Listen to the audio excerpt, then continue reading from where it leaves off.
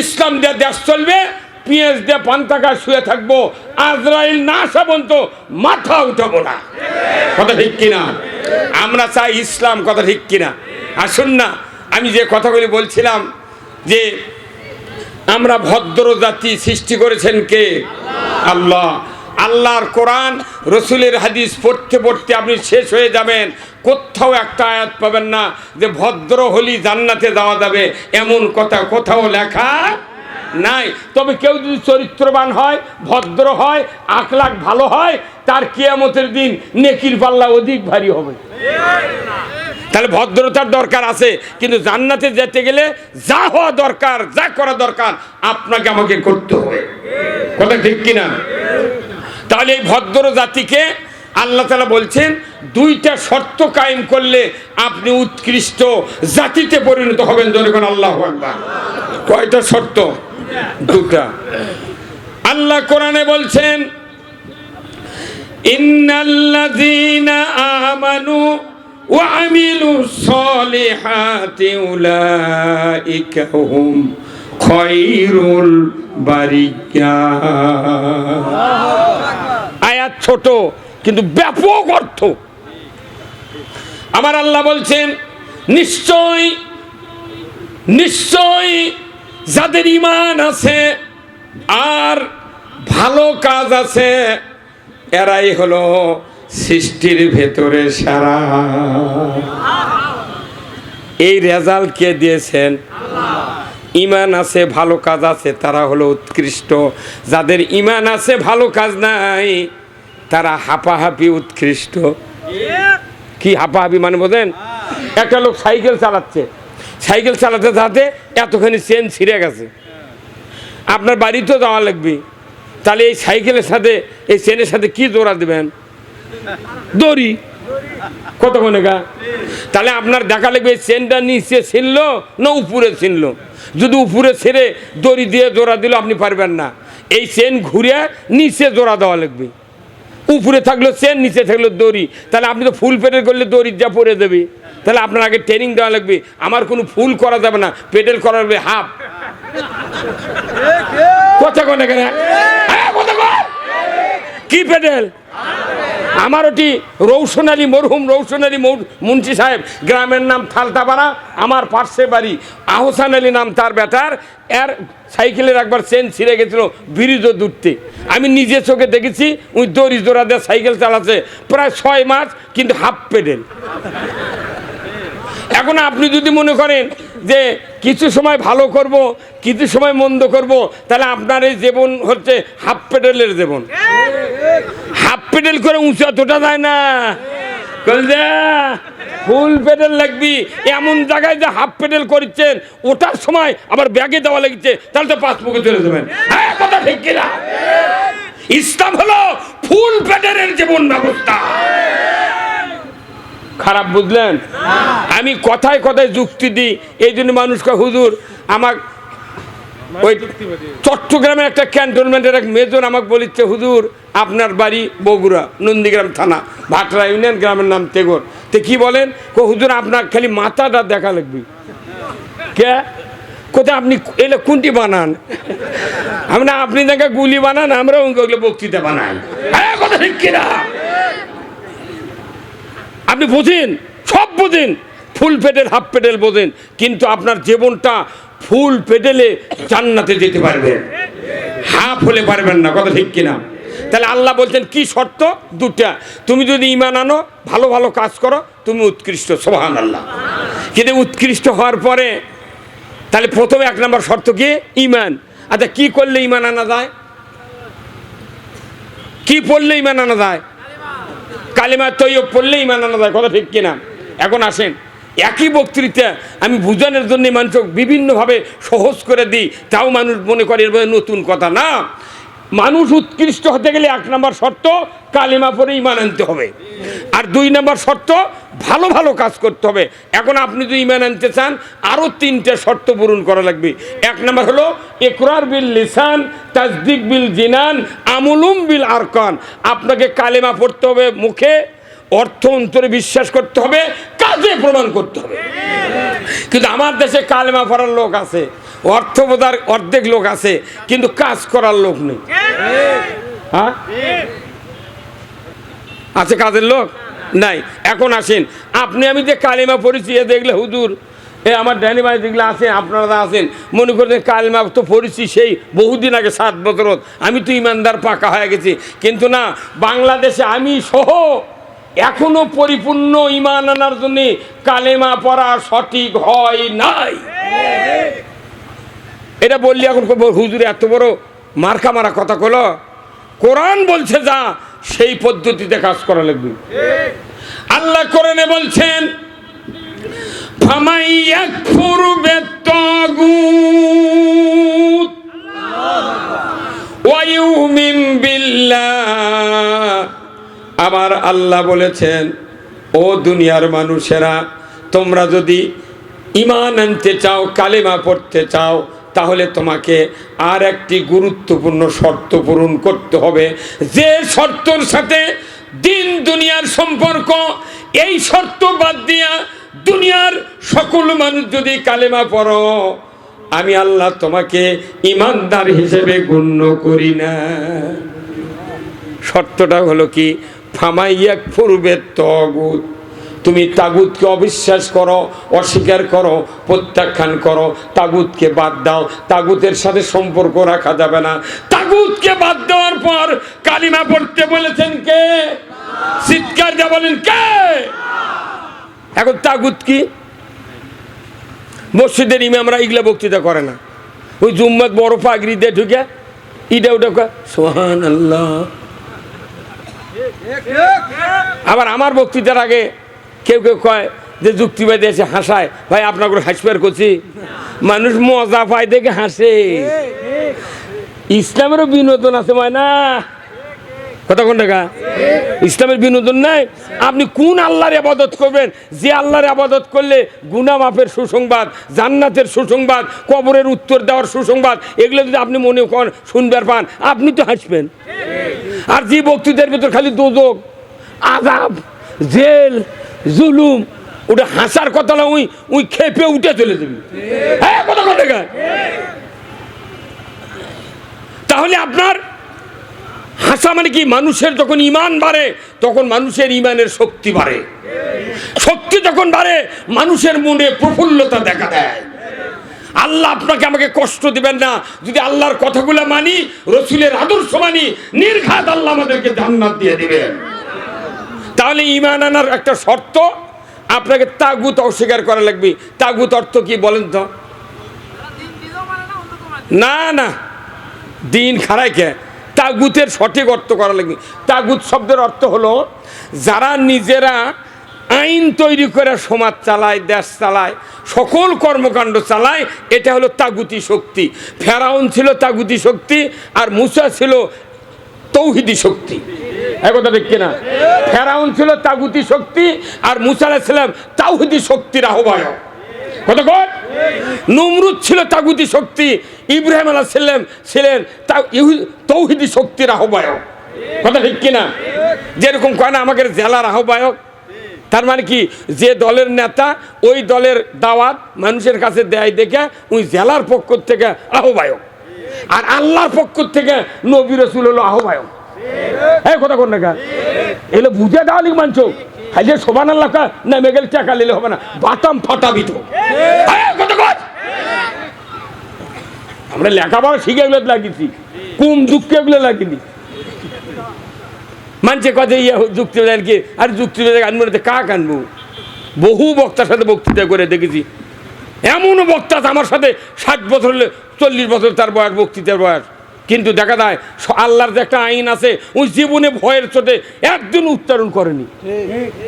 এখন কোরআনের আইনের কথা বলে যার কল যে চুলকায়, মন খারাপ হয়, ই যদি ডিটোল দিয়ে ধুয়ে কব্বরত হয়, ই বেহেশত যাবে না।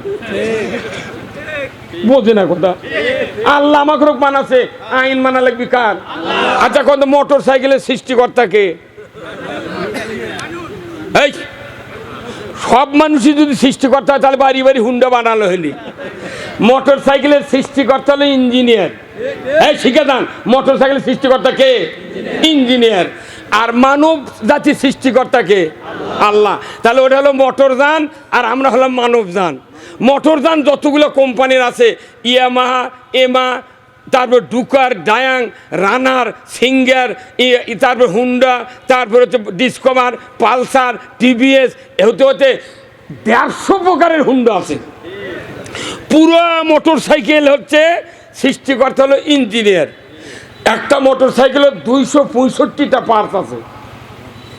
এই 265টা পার্টসের ছবি দাগে তার থেকে আঁক দিয়ে টান দিয়ে ক্যাটালগ লিখে দিয়েছে যে এটা হ্যান্ডেল, এটা কিকার, এটা গিয়ার লেবার, এটা ক্লাস, এটা রিং, এটা পিস্টন, এটা হচ্ছে আপনার ক্লাস বাটি, এটা হচ্ছে ট্যাঙ্কি, এটা হচ্ছে ফুটপিন, এ বিভিন্ন দেওয়া আছে। আবার ট্যাঙ্কির লেখা দিয়েছে, ট্যাঙ্কির থেকে টান দিয়ে লিখেছে ওয়াটার লিখেছে, কি লিখেছে? লিখেছে petrol oblique octane, petrol oblique, এটাই লিখে দিয়েছে। কে যাই সৃষ্টি করেছে তাই লিখে দিয়েছে। এখন আপনি 5 লাখ টাকার R15 কিনে যদি কন টাকা ফুরে গেছে, আমি তেল কিনবো কি দিয়া? তবে কেরোসিনও পাতলা, ডিজেলও পাতলা, পেট্রোলও পাতলা। কেরোসিন 10 লিটার তুললেন, আরও 20 লিটার সাইডের ঢোলর টাঙ্গেলিয়া একটা লোককে 1000 টাকা দিয়ে যদি কিক করবেন লাগে দেন, বেল ডুবি কিক করে, স্টার্ট হবে? কেন হলো না? হ্যাঁ, এক কথা উত্তর হওয়া লাগবে। বুঝেছি যখন, কেন স্টার্ট হলো না? না না, বুঝে শিখে দেন। সৃষ্টিকর্তার বিধান মানেনি, যা ইচ্ছা করে হবে, ওই জন্য ইসলাম বুঝি না আমরা। আর আমি সহজ করে বুঝাই দিই দেখে ওরা করছে ওয়াক দাওয়াত দিয়ে কি করবো, হাবিদার কুয়াকাটা ওর বাঁচতেও পারবে না। এক কথাই উত্তর যে সৃষ্টিকর্তার বিধান মানে না। সৃষ্টি করছেন যিনি, তিনি বলেছেন অকটিন অবলিক পেট্রোল। তুমি যত টাকাই খরচ হোক, তোমাকে 2টা জিনিস কিনতে হবে, নচেত মোটর সাইকেল চলিবে না। আমি নিজে 27 টাকা গ্যালনের পেট্রোল কিনে আমি হুন্ডা চালাচ্ছি। নন্দীগ্রাম থানার 3 নম্বর মোটর সাইকেল আমার। 4 লিটারে 1 গ্যালন 27 টাকা দিয়ে কিনেছে হুন্ডা। এখন তো ফকিন্নির বেটা হুন্ডা কিন্তু 27 টাকা গ্যালনের পেট্রোল কিনে মোটর সাইকেল চালাচ্ছি। সেই মানুষ এখন 120 টাকা 136 টাকার অকটেন তুলে গাড়ি চালাচ্ছি। 1000 টাকা লিটারও যদি পেট্রোল লাগে, সরকার লাগায়, তাও মানুষ হুন্ডার জন্য তেল কিনতে রাজি। ওটা ছাড়া তো চলবে না। কথা বলেন না কেন? আপনাকে এটা বুঝাচ্ছি কি জন্যে, যে সৃষ্টিকর্তার বিধান হলো পেট্রোল অবলিক অকটেন, আর আপনি তুলছেন কেরোসিন। কিয়ামত পর্যন্ত স্টার্ট হবে। তাহলে আপনার প্রথম ভুল হলো, যিনি তৈরি করছেন তার বিধান মানে এর বোঝা গেল। এখন ওটা হলো মোটরযান আর আমরা হলাম কি? মানবযান। আল্লাহ বলেছেন তোমাদেরকে আমি সৃষ্টি করেছি, তোমরা চলবে কোরআন আর হাদিস দিয়ে। একটা হলো অকটেন, একটা হলো পেট্রোল। নবী আর আল্লাহ এই 2 তেল ছাড়া চলিবে না। এখন আমরা ওই 2টাই বাদ দিছি, দিয়ে কেরোসিন তুলেছি। ওই দিন তো খুন গুম, ওই তো মামলা, বোঝে না মানুষ। আপনি কোথায় কেরোসিন তুলছি দেখে আপনি কবেন সৃষ্টিকর্তার আইন মানি, এটা করলে আপনি বুঝবেন ভালো ইসলাম। তাহলে আল্লাহ যে সৃষ্টি করেছেন, আল্লাহ বলেছেন কোরআন দিয়া মানুষ চলবে, হাদিস দিয়া মানুষ চলবে। কার কথা? আমরা কোরআন হাদিস ছেড়ে দিছি, এই জন্য আমরা সমাজে চলতে পারছি না। তাহলে দোষ কার? আমাদের দোষ। তাহলে আমাকে ভালোভাবে চলার জন্য কার বিধান মানা লাগবে? তো এটা ক্ষতি এত বক্তৃতা করা লাগবে কা? ভোটের দিন আসবে, কাম করবেন। আর এখানে যতগুলো মানুষ আছেন, নবী কোরআন দিয়ে কয় বছর চালাছে? 10 বছর চালায়নি। কথা কর। তাহলে সাধারণ মানুষ সব বোঝে বাংলাদেশের। সেদিন বদরগঞ্জে দিনের বেলা সভা করছি, পরশু দিন কমপক্ষে লক্ষাধিক লোক। আমি বলেছি কোরআন দিয়ে নবী কয় বছর চালাতে দেশ? সবাই চিৎকার দেখাচ্ছে 10 বছর। আচ্ছা 10 বছর যারা কলো যে কোরআন দিয়ে চালাচ্ছেন, এর মধ্যে আলু আলা মুলা আলা, গরিব মানুষ, অশিক্ষিত, হাজারো ধরনের লোক আছে। এই লোকগুলো বুঝলো যে নবী কোরআন দিয়ে 10 বছর দেশ চালাচ্ছে, অথচ 54 বছর ধরে সংসদত গেল কত উকিল, কত ব্যারিস্টার, কত নেতা, কত বড় বড় লোক, এরা কি বোঝে না? হ্যাঁ, তো ওরা চালালো না কা? তাহলে জ্ঞানী জনগণ না নেতারা?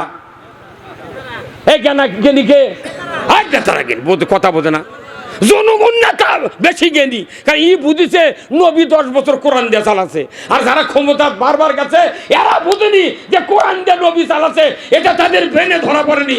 যদিও ভরে থাকে ওরা ইচ্ছা করে চালায়নি। হ্যাঁ কথা বল, এত বক্তৃতা করা লাগবে গা? যদি ইসলাম কায়েম হবে, ঘরের মধ্যে শুয়ে থাকবো, হুন্ডা বাইরে থামো, চাবি দেবো না, ওটি হুন্ডার উপর ঘাস উঠবি, হুন্ডা চুরি হবে না। আজকে বাংলাদেশে কোটি কোটি পুলিশ, লাখ লাখ মিলিটারি, প্রশাসনিক কর্মকর্তা, আমলা উমলাদের দেশ ভরে গেছে। বড় মসজিদত একজোড়া নতুন স্যান্ডেল থুয়া জোহরের নামাজের সুন্নতের নিয়ত না করতি, ওই জুতা কালি তোলা চলে যায়। হ্যাঁ কথা কোন গা? ঠিক, জুতা চুরি হবে গা? কোনো ডিসির হুন্ডা চুরি হয় না, কোনো ওসির হুন্ডা চুরি হয় না, কোনো চেয়ারম্যানের হুন্ডা চুরি হয় না। খালি মূলা বেচে দেয় হুন্ডা কিনছে, হাঁস বেচে হুন্ডা কিনছে, গরু বেচে জমি বেচে হুন্ডা, তার কে হুন্ডা চুরি হয়? তার মানে গরিবের হুন্ডা চুরি হোক, ওদের দাদাতে চুরি না হয়। কথা ঠিক কিনা? চুরি বন্ধের আইন কোরআনে নাই, তো তোরা কায়েম করলো না গাছদের? কতবার সুযোগ দিই, 54 বছর সুযোগ দিচ্ছি। আল্লাহ কোরআনে বলছেন, ওয়াসারিকু ওয়াসারিকাতু ফাক্তাউ আইদিয়াহুমা। চোর আর চুন্নি যদি ধরা পড়ে, 5টা গ্যারান্টির পর খাদ্য, বস্ত্র, চিকিৎসা, শিক্ষা, বাসস্থান, 5টা গ্যারান্টির পর যদি দুনিয়ার কোনো নারী এবং পুরুষ যদি চুরি করে নৈতিক চরিত্রের কারণে, আমার আল্লাহ বলেছেন বিচার করো আমার আইন দিয়া, কাটো হাত সরকার। যদি একটা চুরির বিচার ডিসেল লাইনে বাইতুল মুকাররমের উত্তর গেটে জাতির সামনে উপস্থাপন করা হতো, বিটিভি, এনটিভি, এসিটিভি, 21, 24, 71, 75, 76 চ্যানেলে যদি দেখানো হতো গরু চুরি, হুন্ডা চুরি, পুকুরের মাছ চুরি দূরের কথা, মসজিদে একজোড়া পুরাতন স্যান্ডেলও চুরি হতো না। আপনারা তো আইন মানে নিলেন না। যারা যারা মুখ খোলেননি তারা আইন কায়েমের বিপক্ষে। ঠিক কিনা? একটা জুতা চুরি, এটা শোনার পর প্রত্যেকটা ইমানদারের দায়িত্ব আল্লাহর ওই আইনকে নিজে গ্রহণ করার জন্য চিৎকার দিয়ে বলা লাগবে ঠিক। বাংলাদেশের মুসলমানের সবচেয়ে দোষ আমাদের যে আমরা কোরআন শুনবো কিন্তু কোরআনের পক্ষ নেব না। এই জন্য বাংলাদেশের কোনো লাভ হচ্ছে না। এত বক্তৃতার পরেও এখনো মানুষ কোয়া লাগে জোরে কোন সুবহানাল্লাহ, জোরে কোন ঠিক না বে ঠিক। তার মানে ওর কি ইমানের চাপই নেই। আচ্ছা, কচি ডাব চেনেন? কচি ডাব যদি কেউ কিনে এলে বাড়ির যান, ধারালো অস্ত্র দিয়ে কাটিচ্ছেন আর মনে মনে করছেন কামড় দিয়ে ফিক খাবো, তখন আপনি কাটিচ্ছেন, টেস্ট করছেন, কাটিন নরম, কাটিন নরম, কামড় দেমু দেমু ভাব, প্রাত করে ফাটে গেছে। এই কথা কেন? কেন ফাটলো? ফাটলো তখন তো আপনার স্ত্রী, আপনার সন্তানেরা বলতেছে আহা হা, এই 150 টাকা দিয়ে ডাব কিনলে মোট পানি ফেলে দিলেন, আপনারও মন খারাপ হয়ে গেছে, তাই উঠি তো পড়ে গেল। একবার তালার তীর ঠেকেছে, পিড়া ভিজা গেছে। আপনি করছেন কি ওই হাসির মুখ দিয়া ওই কভার পল্টাছেন, পল্টে দেখেন সেম সেম পলো কি। তার মানে আল্লাহ বুঝে দিচ্ছে যে তোমাকে আমি কোনো জিনিস কম দিইনি, যা পানি ওটি আটপি তার চেয়ে বেশি চাপ দিয়ে ঢুকে দিছি। এই যে গ্যাসও তো আমরা গাড়ির গ্যাস তুলি, বুঝছেন? গ্যাস একবার তোলার পর আবার 5 মিনিট দেরি করে আবার চাপ দিলি, কারণ ঠাকুরগাঁ যাবো হরিপুর, 8 ঘন্টা গাড়ি চালা লাগবে, 650 কিলো চাইলে আসা লাগবে, তাহলে গ্যাস তো ওরাবে না, ওই জন্য চাপ দেওয়া লাগে। দ্বিতীয়বার আল্লাহ তাআলা ডাবের ভেতরে পানি, কলার চোষার ভেতরে কলা, কাঁঠালের ভেতরে কাঁঠালের রোয়া, এই জিনিসগুলো আমের ভেতরে আমের দর, শোষার ভেতরে কোনো জায়গা ফাঁকা নেই, একবার চাপ দিয়ে ঢুকে দিয়েছে।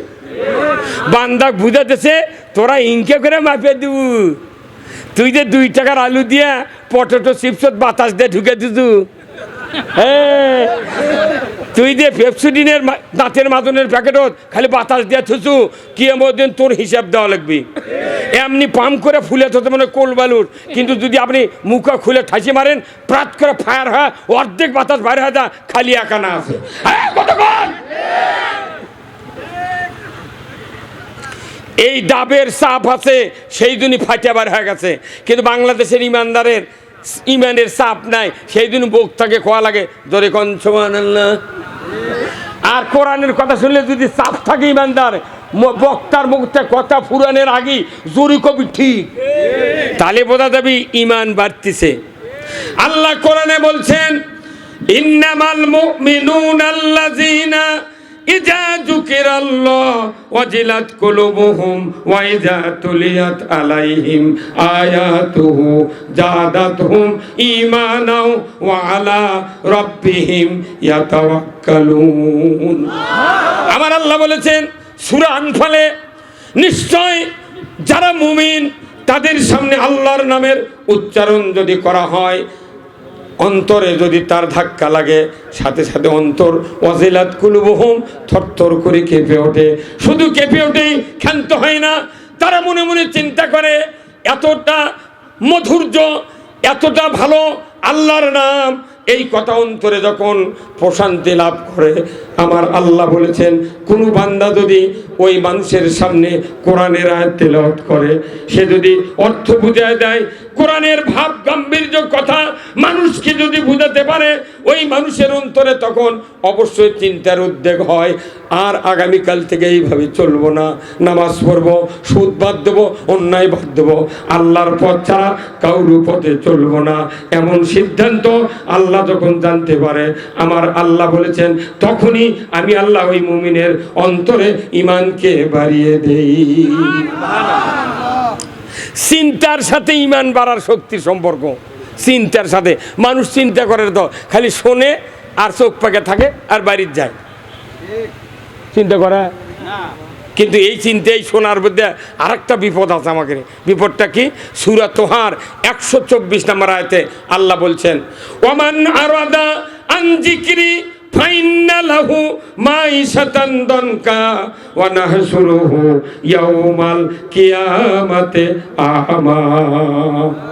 যারা কোরআন শুনলো এবং কোরআনের বয়ান শুনলো, কোরআনের ওয়াজ শুনলো, নসিহত শুনলো, কিন্তু কোরআন যে পথে চলতে বলেছে ওই পথে চলে না, অন্য বিরোধিতা করে কিংবা অ্যাবাউট টান বিপরীতমুখী চলে, আমার আল্লাহ বলেছেন এমন মানুষের জন্য দুনিয়ার জীবন সংকীর্ণ করে দেওয়া হবে।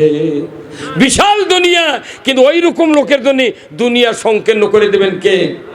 শুধু সংকীর্ণ করেই ক্ষান্ত হবেন না, আমার আল্লাহ বলেছেন কিয়ামতের দিন ওই ব্যক্তিদেরকে আমি আল্লাহ অন্ধ করে উঠাবো।